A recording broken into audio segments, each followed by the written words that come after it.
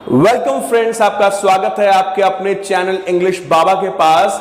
अपना हूं या पराया हूं, पर नॉलेज दूंगा आपको और छोटे छोटे रूल्स आपकी कंपटीशन में बहुत काम आते हैं। और चलिए चलते हैं, जानते हैं एक ऐसा ही रूल जिसको हम सभी सोचते हैं कि हमें आता है बट एक्चुअल में नहीं आता है, और वो है सम एंड एनी। इतना बड़ा बड़ा दिखाया रहा तो सही साफ आ रहा है, आप लोग दिखाई तो पड़ ही रहा होगा। चलो ठीक है, तो तैयारी मेरी अच्छे से करिएगा।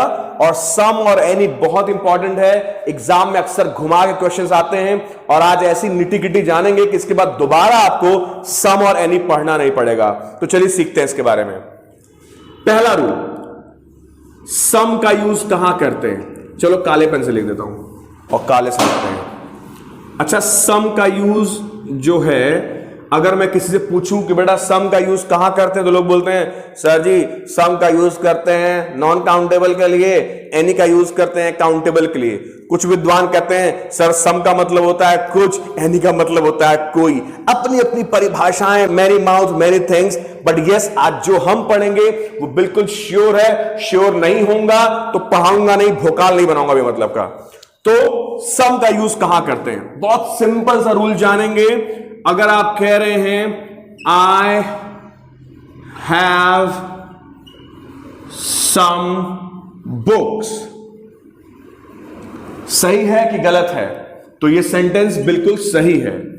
बट जैसे ही आप इसको नेगेटिव में कन्वर्ट करेंगे तो आप बोलेंगे आई डू नॉट हैव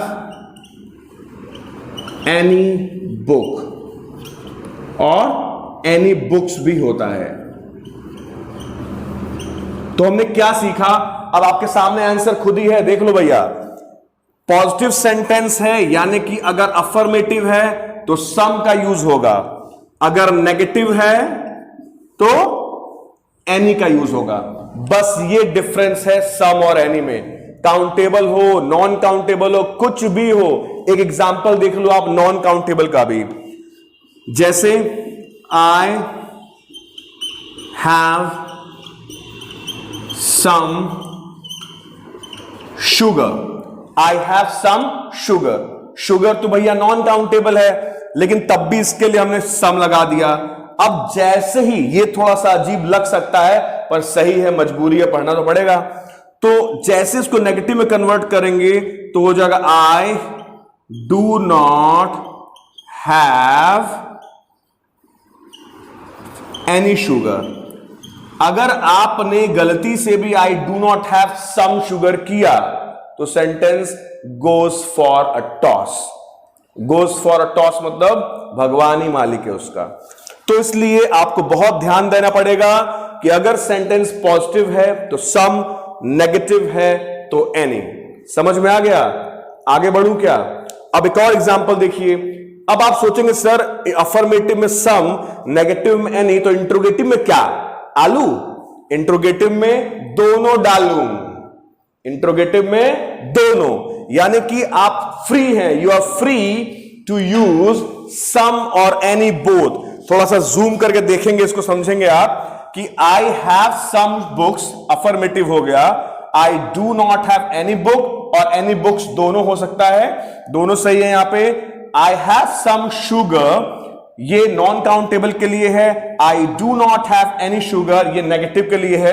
अब शुगर नॉन काउंटेबल, इसको प्लूरल तो बना नहीं सकते हो, तो शुगर्स तो होगा नहीं। अब आगे आइए, इंट्रोगेटिव का एग्जांपल देख लेते हैं एक।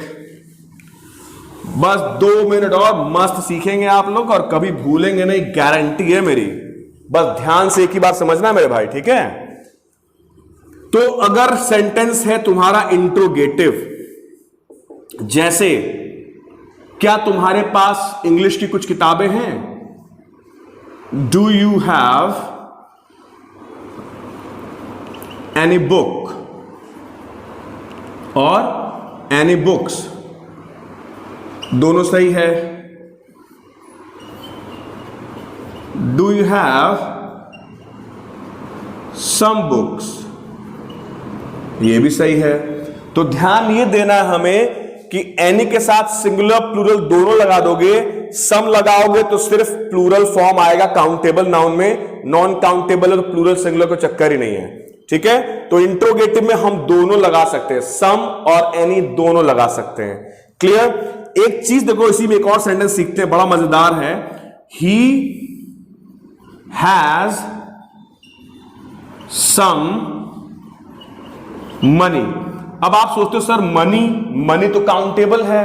अभी यहां पे एक खेल देखिए, ही हैज सम मनी, इसको नेगेटिव में बनाओगे तो बनेगा ही डज नॉट हैव, सम का बना देंगे एनी मनी। जहां भी सम देखेंगे उसका नेगेटिव होगा तो तुरंत एनी हो जाएगा। So he does not have any money. Clear. अब आप सोच रहे हो सर ये डज नॉट की जगह यहां हैज की जगह हैव कैसे हो गया? तो जब डज लगाएंगे तो हैज को हम हैव में कन्वर्ट करते हैं, क्योंकि हैज जो है वो सिंगुलर फॉर्म ऑफ वर्ब है और हैव जो है वो प्लूरल फॉर्म ऑफ वर्ब है। जैसे हम गो को गोज में कन्वर्ट करते हैं सिंगुलर बनाने के लिए, वैसे ही हैज आपको रेडीमेड फॉर्म में सिंगुलर मिला हुआ है, इसको सिंगुलर बनाने की जरूरत नहीं पड़ती है। लेकिन जब आप हैज को नेगेटिव में यूज करेंगे तो जैसे गोज का गो हो जाता है वैसे ही हैज का हैव हो जाता है, ठीक है।